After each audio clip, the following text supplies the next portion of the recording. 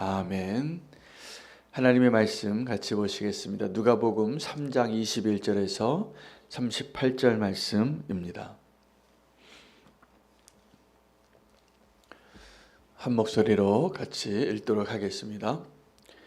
백성이 다 세례를 받을새 예수도 세례를 받으시고 기도하실 때에 하늘이 열리며 성령이 비둘기 같은 형체로 그의 위에 광림하시더니 하늘로부터 소리가 나기를 너는 내 사랑하는 아들이라 내가 너를 기뻐하노라 하시니라.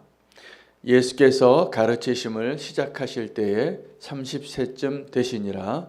사람들이 아는 대로는 요셉의 아들이니 요셉의 위는 헬리요 그 위는 맏다시요 그 위는 레위요 그 위는 멜기요 그 위는 얀나요 그 위는 요셉이요 그 위는 마따디아요 그 위는 아모스요 그 위는 나훔이요 그 위는 에슬리요 그 위는 낫게요 그 위는 마야시요 그 위는 마따디아요 그 위는 서머인이요 그 위는 요색이요 그 위는 요다요 그 위는 요하나니요 그 위는 레사요 그 위는 수룹바벨이요 그 위는 스알디엘이요 그 위는 네리요 그 위는 멜기요 그 위는 앗디요 그 위는 고삼이요 그 위는 엘마담이요 그 위는 에르요 그 위는 예수요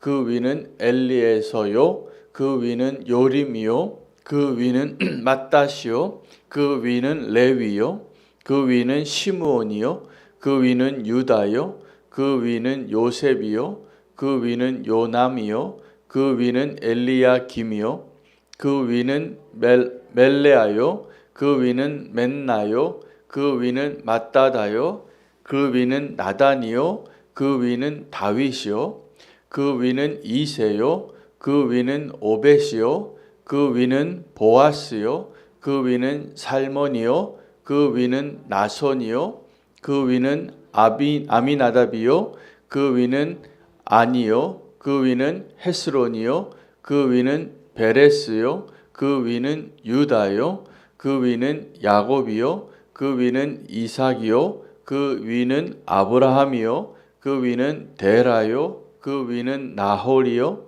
그 위는 수룩이요 그 위는 르우요 그 위는 벨렉이요 그 위는 헤보요 그 위는 살라요 그 위는 가하난이요 그 위는 아박사시요 그 위는 셈이요 그 위는 노아요 그 위는 레멕이요 그 위는 무드셀라요 그 위는 에녹이요 그 위는 야렛이요 그 위는 마할랄렐이요 그 위는 가이난이요 그 위는 에노스요 그 위는 셋이요 그 위는 아담이요 그 위는 하나님이시라. 아멘. 하나님의 말씀입니다. 수고하셨습니다. 긴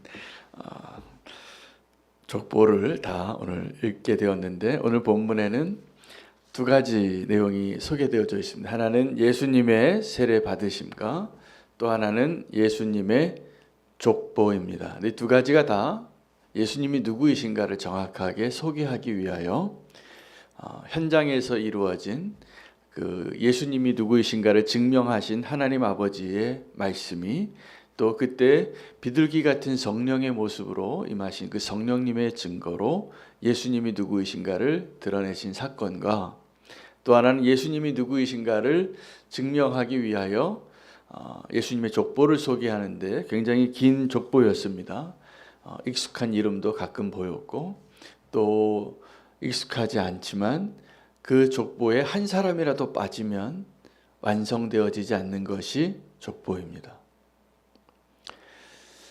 그래서 예수님의 족보를 통하여서 하나님의 정말 놀라운 그리고 정확하신 하나님의 뜻을 오늘 우리가 발견하는 것이 오늘 말씀에 하나님의 축복을 누리는 것이라 믿습니다.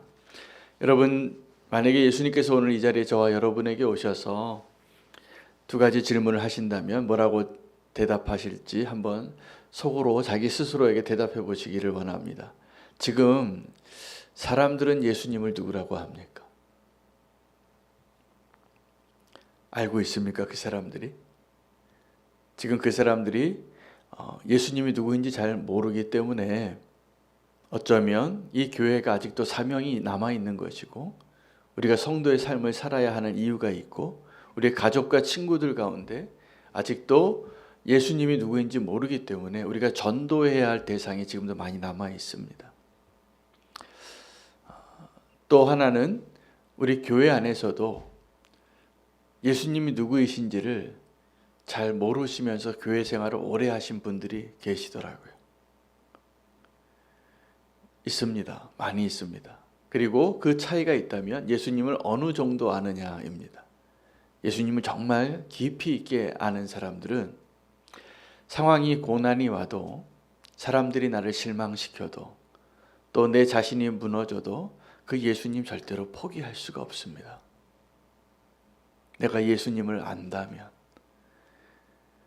우리는 연약함에 계속 넘어지고 실수하고 또 정말 그 연약한 모습 가운데 내 자신이 용납하기 힘들 정도로 도대체 왜 그렇게 사는지 자기 자신에게 실망스러울 때에도 우리가 정말 예수님을 안다면 우리가 예수님 포기할 수 없는 것이 맞습니다.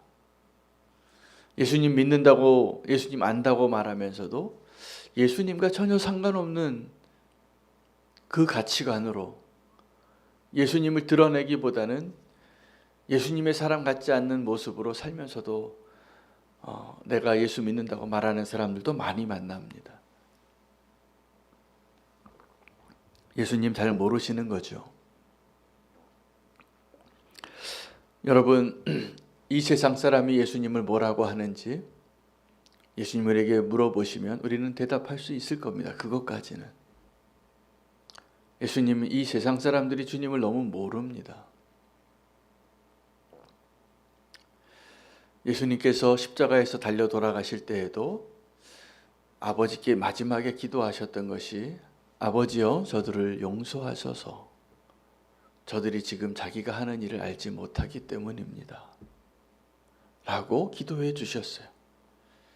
여러분, 하나님을 알지 못하고 예수님이 누구인지 알지 못하는 사람은 지금도 예수님을 십자가에 못 박는 일을 기뻐할 겁니다. 세상에서는 그 예수님을 알지 못하니까 사실은 세상이 더 좋은 거죠. 자, 그러면 이제 예수님께서 저와 여러분에게 윤호야, 너는 나를 누구라고 하느냐? 이렇게 물으신다면 그 대답이 고민이 되지 않아야 됩니다. 저는 그리스도시요 살아계신 하나님의 아들입니다. 주님은 나의 구주이시고 하나님의 아들이십니다. 이게 정답이라고 말씀하셨어요. 베드로가 대답했는데, 엉겹결에 대답했는데 예수님이 그 베드로의 대답이 엉겹결에 한 대답인 걸 아셨어요. 이건 네가 대답한 게 아니다. 너 아직도 모르고 있다. 왜냐하면 그 베드로가 조금 이따 예수님 부인하잖아요. 예수님은 그 베드로의 대답이 정말 베드로가 알고 대답한 게 아니라 만약에 우리 시험 칠 때 이렇게 연필 굴려서 정답 3번 맞힌 것처럼 그 예수님이 누구이신지를 그냥 맞힌 거죠. 그리고 예수님은 아셨어요. 이건 네가 지금 알 수 있는 내용이 아닌데 성령님께서 네 안에 계셔서 말씀하게 하셨구나. 그리고 그 대답을 기억하라고. 너의 이 고백 위에 내가 교회를 세우겠다고. 천국의 열쇠를 주겠다고. 너는 반석이라고. 대단하죠. 자기가 알지도 못하고 엄격결에 대답한 그 대답에 예수님은 그 위에 그것을 반석이라고, 그 위에 교회를 세우시겠다고 칭찬하셨습니다. 얼마나 그 정답을 듣고 싶으셨으면, 제대로 깨닫지도 못한 그 아직도 미성숙한 그 베드로의 고백 위에 교회를 세우시겠다고, 천국의 열쇠를 주시겠다고 축복하셨겠습니까? 오늘 하나님의 소원이 있다면 오늘 이 예배의 자리에서 저와 여러분이 예수 그리스도가 누구이신지를 정말 정확하게 아는 것입니다. 하나님이 은혜를 주시면 오늘 이 새벽 기도의 자리에서 하나님이 그것을 나의 의지와 지혜와 나의 능력으로가 아니라 하나님의 은혜로 예수 그리스도가 누구이신가가 발견되어지고 고백되어질 수 있는 놀라운 축복이 저와 여러분 가운데 한 번 더 있으면 좋겠습니다. 여러분에게는 예수 그리스도가 누구이십니까? 다양한 표현이 가능하겠죠. 하나님의 이름이 여러 가지로 알려진 것처럼 나의 인생 가운데 하나님이 어떠한 분으로 다가왔는지, 어떠한 분에게는 하나님이 치료하시는 분이시고, 어떠한 분에게는 하나님이 포도나무이시고, 어떠한 분에게는 하나님이 선한 목자이시고 친구이시고, 여호와가 어떠한 분이신지, 하나님 아버지가 어떠한 분이신지 능력이 되시고 보호자 되시고 치유자 되시고 영광의 이름들을 다 알려주셨어요. 그 한 사람 한 사람들의 인생의 사건들 가운데 다 무엇을 위한 것입니까? 하나님 누구이신지 알려주시려고. 예수 그리스도가 하나님의 아들이신 것이 오늘 본문을 통해서 더 분명해지기를 축복합니다. 예수님이 세례를 받으셨는데 세례 요한이 집례자였습니다. 세례 요한이 누구에게 세례를 베풀었냐 하면 죄인들에게 이제 내가 너를 깨끗하게 해주겠노라고, 회개하라고. 그런데 예수님이 얼만큼 겸손하시냐 하면 죄가 없으신데 하나님의 아들이신데 하나님이신데 인간의 손에 세례를 받으러 고개를 숙이시고 물에 잠기셨다가 다시 올라오셨다는 이야기입니다. 그것 자체가 축복이죠. 우리의 세례와 예수님의 세례는 본질적으로 목적과 그 의미가 다 다릅니다. 우리에게 있어서 세례는 우리를 깨끗하게 해주시는 것이고, 우리가 죽음을 경험하고 생명을 경험하는 것입니다. 그리고 새로운 출발을 시작하는 겁니다. 세례받은 그날이 영적인 출생일이에요. 나의 생일이에요. 거듭나는 그 증표로 여러 증인들 앞에서 그렇게 세례를 받는 것입니다. 교인들 가운데 당신 세례 교인이냐고 묻습니다. 세례 2번 받는 거 아닙니다. 1번이면 됩니다. 세례를 받고 내가 하나님의 자녀로 이제 새로운 인생을 살게 되었다고. 여러 증인들 앞에서 결혼 증명서 갖고 다니는 것처럼 내가 세례 받은 교인이라고, 그 세례의 의미가 거기에 있는 것입니다. 내가 구원받았다는 거, 내 죄가 씻어졌다는 거. 그 증표예요, 세례는. 그것이 우리의 세례예요. 근데 예수님의 세례는 어떠한 증표냐면 내가 하나님의 아들이라는 것을 나타내기 위한 증표였습니다. 우리의 세례는 내가 죄인이었는데 이제 새로운 생명을 얻은, 새로운 삶을 사는 그 증표로 내가 죄인이라는 증거고, 예수님의 세례는 내가 하나님의 아들이라는 것을 드러내기 위한 증거입니다. 그리고 그 자리에 2분의 증인이 계셨어요. 하늘에서 하나님 아버지의 음성이 들린 겁니다. 뭐라고 들렸습니까? 이는 22절입니다. 하늘로부터 소리가 나기를 너는 내 사랑하는 아들이라 내가 너를 기뻐하노라. 오늘 이 본문에는 그것이 다 설명되어지지 않았지만 하나님께서 예수님에게 말씀하신 거죠. 너는 내 사랑하는 아들이라 내가 너를 기뻐하노라. 그런데 이 말을 하나님 아버지가 사랑하는 아들, 인간의 모습으로 지금 세례받고 있는 아들에게 말씀해 주신 것이 하나님 아버지가 아들에게 알려주시기 위하여 하신 말씀이 아니라는 거예요. 예수님께서 이 소리는 나를 위한 것이 아니라 너희를 위한 것이라.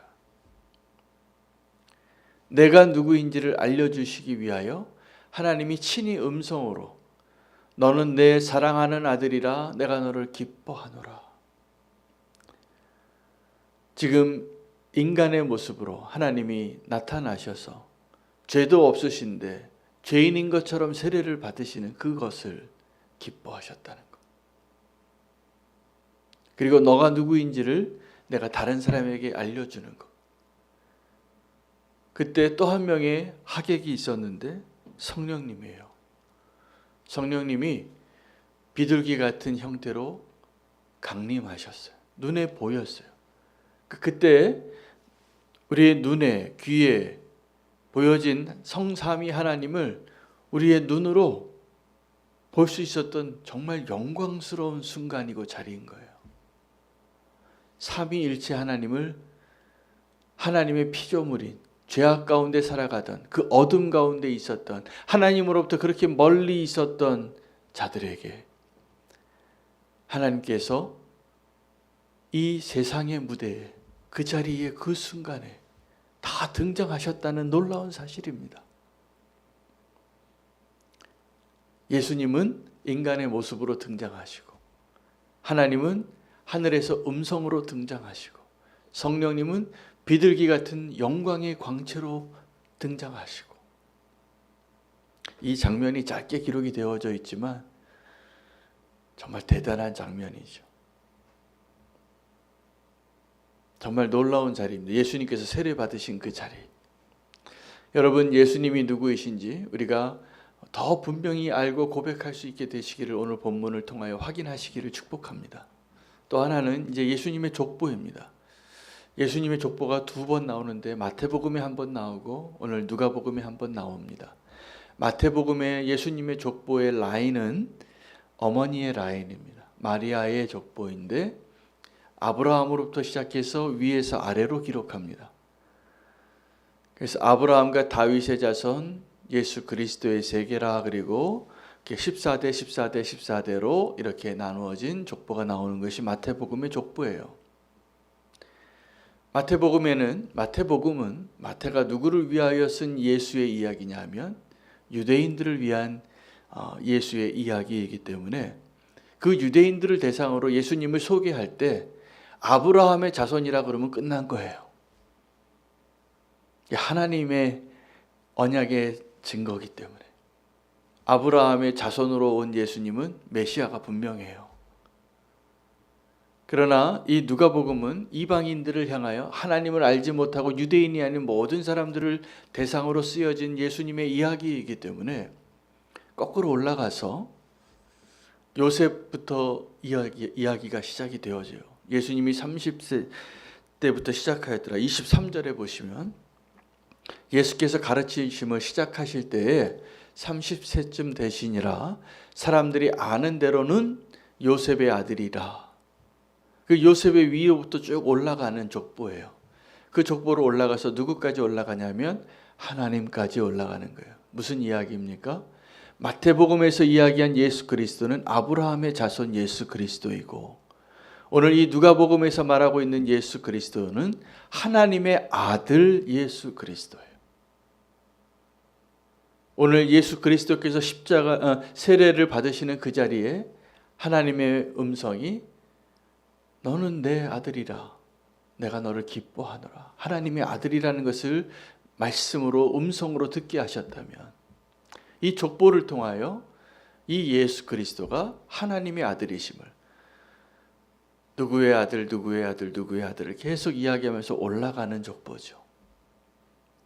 그 올라가는 족보의 맨 끝에 38절을 다시 한번 볼까요? 사람 이름이 굉장히 많지만 그 위는 에노스요 그 위는 셋이요 그 위는 아담이요 그 위는 하나님이시라. 그 하나님의 아들이신 예수 그리스도. 여러분, 근데 놀라운 것은 이 마태의 족보와 누가의 족보가 다른 사람이 다른 의도로 기록한 예수님의 이야기 가운데 이 요셉과 마리아가 안 만나면 어쩔 뻔했어요. 그렇죠? 헤어질 뻔한 위기가 마지막에도 있었어요. 내 결혼한 약혼녀가 나랑 동침하지도 않았는데 임신을 했어요. 어떤 남편이 그 아내를 받아들입니다. 결혼하고 나서도 그런 일이 있으면 헤어져야 할 이유인데 분명히 결혼도 안 하고 약혼한 그 기간에 임신했는데 그러라고 정혼 기간을 두거든요. 1년 동안. 이 여인이 정숙한 여인인가를 증명해내는. 그런데 임신을 했어요. 성령으로. 마리아도 그 믿음이 대단하지만 요셉도 그 믿음이 대단하죠. 그는 의로운 자라 이것을 가만히 덮어두고 그냥 그 여인의 명예를 살려주려고 아무 일 없었던 것처럼 물리려고 할 때 원래는 돌 맞아야 되거든요. 그런데 요셉도 믿음이 대단한 사람이었고 마리아도 그 믿음이 대단한 사람이어서 만나서 예수 그리스도가 동정녀인데 성령으로 잉태되어 예수 그리스도가 하나님의 아들로 탄생합니다. 그 사람들의 이름들을 쭉 보면서 제가 알지 못하는 이름들이 꽤 많아요. 가끔 가다가 우리가 성경의 다른 본문에 나오는 인물들이 등장하지만 근데 그 한 사람 한 사람의 삶이 얼마나 소중하냐 하면 그 사람의 존재를 통해서 그가 아들 낳고 잘 살다가 아무 일도 안 한 것 같지만 어떠한 위대한 일을 했냐 하면 예수님의 족보에 이름이 올라간 거예요. 이 영광스러운 역할을 한 겁니다.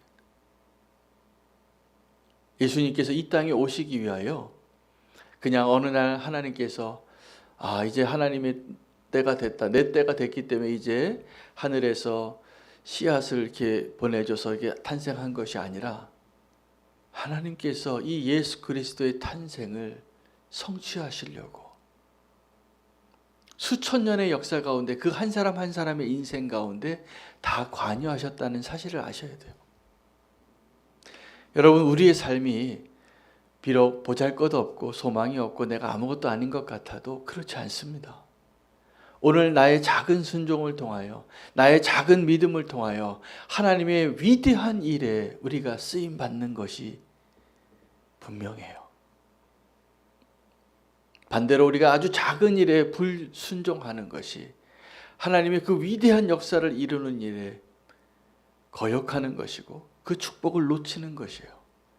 여러분, 오늘 우리에게 주신 하나님의 그 축복의 기회들을 다 놓치지 마시기를 정말 축복합니다. 그 한 사람 한 사람의 삶을 통하여 하나님께서 하나님의 뜻을 정확하게 이루고 계세요. 하나님은 전능하신 분이시고 전지하신 분이시기 때문에.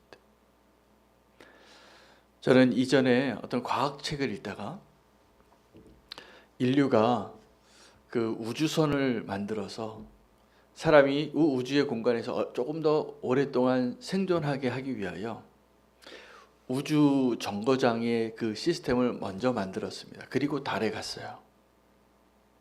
달에 가기 전에 그 우주선이 서로 도킹하는 그런 실험을 여러 번 했는데 그 우주 공간에서 두 우주선이 만나서 이렇게 도킹해서 나사로 자물쇠가 딱 맞물려서 그 안에 사람이 문이 열려고 통과해서 이 공간에서 이 공간으로 가는 그 일이 그 과학자가 이것을 설명하면서 한 사람이 테니스 공을 공중에 쳐서 또 한 번 공중에 쳐서 그 공을 맞출 확률을 계산해내서 맞춘다는 거예요.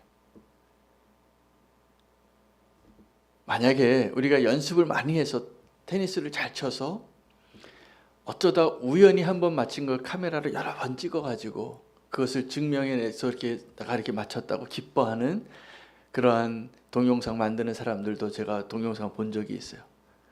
아주 우연히 멀리서 공을 찼는데 그 공이 농구 골대에 들어가는 그런 장면들. 그게 한 번에 된 게 아니죠. 수많은 수행착오로, 그리고 마지막에는 어느 정도 훈련되어진 사람이 정말 많이 훈련해서 우연히 들어간 거잖아요. 근데 과학자들은 이걸 모든 변수를 다 고려해서 계산해내서 실수하면 안 되는 그 확률을 맞추기 위하여 그 노력을 한 게 그게 가능해진 거라는 거예요. 근데 오늘 이 예수 그리스도가 우리 가운데 오시기 위하여 하신 일은 그 과학자가 수 없는 그 정확한 계산으로 맞춰서 그 확률을 계산해서 그것을 이루어낸 것보다 비교할 수 없는 하나님의 능력입니다. 무엇을 위해서요? 예수 그리스도께서 이 땅에 하나님의 아들로 오시기 위하여. 여러분, 우리의 삶 가운데 아주 작은 일들을 하나님께서 하나님의 그 일을 이루시기 위하여 우리에게 주신 기회라는 것을 기억하시고 기쁨으로 순종하고 기쁨으로 주님을 발견하는 축복된 하루가 되시기를 축복합니다. 우리가 하나님을 위해서 일하고 싶을 때가 많습니다. 그러시죠? 하나님을 위해서 일하고 싶으시죠? 근데 하나님의 일은 오늘 예수 그리스도가 누구이신지를 드러내시는 이 두 가지 본문을 통해서 고백하게 되어지는 것은 내가 하나님을 위하여 어떤 일을 하겠다고 하는 것이 얼마나 무모하고 어리석고 교만한 말인지, 하나님의 일은 내가 하나님의 일을 하나님을 위하여 무엇을 하는가에 달려있지 않습니다. 내 안에 하나님이 일하시는 것을 통하여 하나님이 일하시는 거예요. 하나님의 일을 하고 싶으시다면 오늘 하나님이 그 하나님의 일을 하나 보여주셨는데 예수 그리스도 하나님의 아들이 이 땅에 어떻게 등장하셨는가를 보여주신 거예요. 너무나 겸손하게, 너무나 완벽하게 내 안에 하나님이 일하시도록 내 자신을 내어드리는 것이 가장 축복입니다. 내가 주님을 위하여 무언가 하려고 애쓰지 마세요. 하나님이 내 안에서 일하시는 것을 통하여 하나님을 인정하십시오.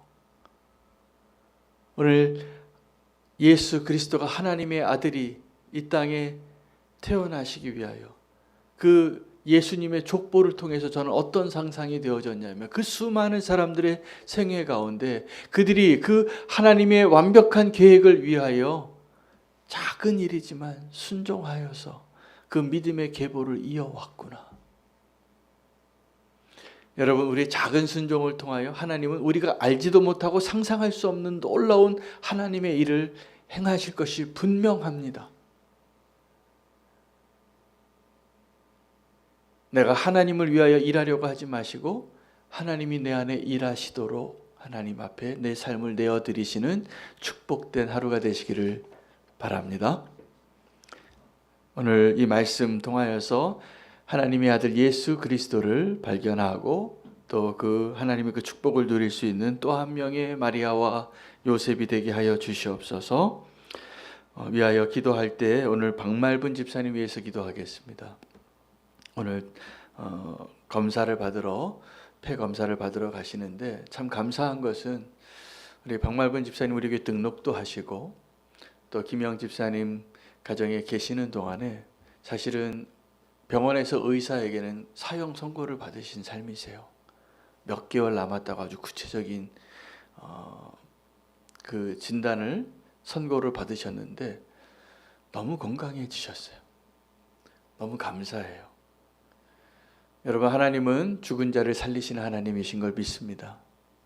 그래서 생명이 하나님의 은혜 안에 하나님의 손에 있음을 우리가 믿고 우리 박말분 집사님 하나님이 허락하신 그 생애 가운데 하나님이 행하시고 하나님이 일하시는 것을 보게 해달라고, 그 축복된 인생이 되시도록 건강과 또 하나님이 그분 안에 일하시는 것을 우리가 소망으로 함께 기도할 수 있게 되기를 원합니다. 오늘 말씀 붙잡으시고 함께 주의 이름 부르고 기도하시겠습니다.